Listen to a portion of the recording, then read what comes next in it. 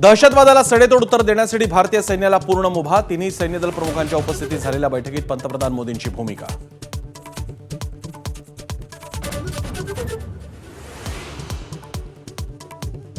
आपल्याकडे वेळ कमी आहे आणि लक्ष्य मोठं आहे. युवकांच्या परिषदेत पंतप्रधान मोदींचं सूचक वक्तव्य.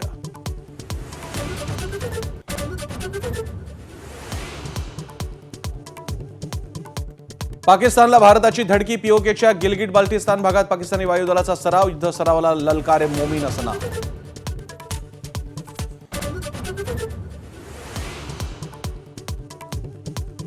पाकिस्तानची दुखरी नस भारताच्या हातात. चिनाब नदीवरच्या बगलिहार धरणातून भारत अडवणार पाकिस्तानचं पाणी. बगलिहार धरणावरून एबीपी माझाचा ग्राउंड रिपोर्ट.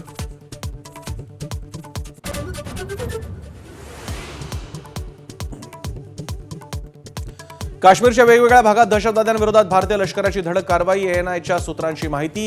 जागोजागी सर्च ऑपरेशन. दहशतवाद्यांची झाडाझडती. लांडगेतोड सुरू.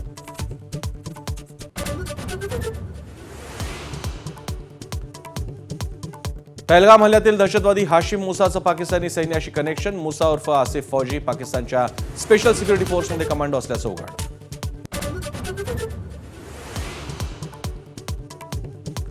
पहलगाममधील हल्ल्याचा नवीन व्हिडिओ समोर. गोळीबारावेळी अल्लाहू अकबर म्हणणारा झिपलाईन ऑपरेटर एनआयएच्या ताब्यात. व्हिडिओ बनवणाऱ्या पर्यटकाचा जबाब नोंदवला जाणार.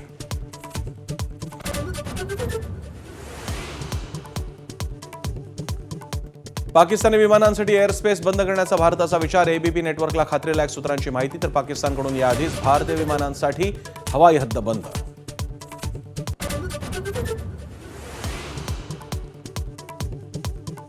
पहलगाम हल्ल्यातील पीडितांबाबत बेताल वक्तव्य करणाऱ्यांना सणसणीत चपराक. राजकारण्यांनी माणुसकी दाखवावी. हल्ल्यातून बचावलेल्या जगदाळे कुटुंबाचं आवाहन.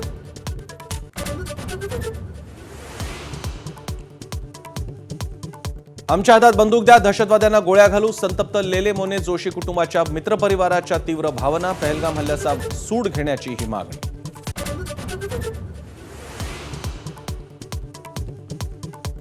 पहलगाम हल्ल्यातील महाराष्ट्रातील मृतांच्या कुटुंबियांना प्रत्येकी 50 लाख रुपये आणि एकाला सरकारी नोकरी. मंत्रिमंडळ बैठकीत मुख्यमंत्र्यांची घोषणा.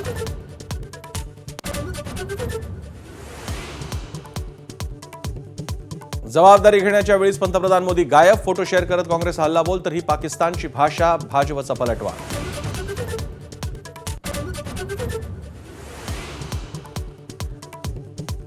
पाकिस्तानसोबत व्यापार करणार नाही. व्यापाऱ्यांची सर्वात मोठी संघटना कॅटचा निर्णय. सरकार पाठोपाठ आता व्यापाऱ्यांकडून पाकिस्तानची कोंडी.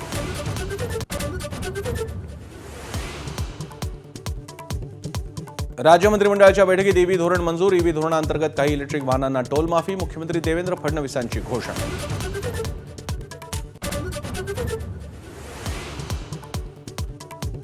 सिंधुदुर्गातील भेडशी गावात घराची परवानगी घेत उभारला अवैध मदरसा. मदरशात बेकायदेशीर शस्त्र बाळगल्याप्रकरणी दोघांवर गुन्हा.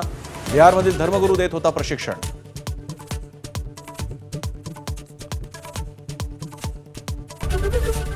एबीपी माझा, उघडा डोळे बघा नीट.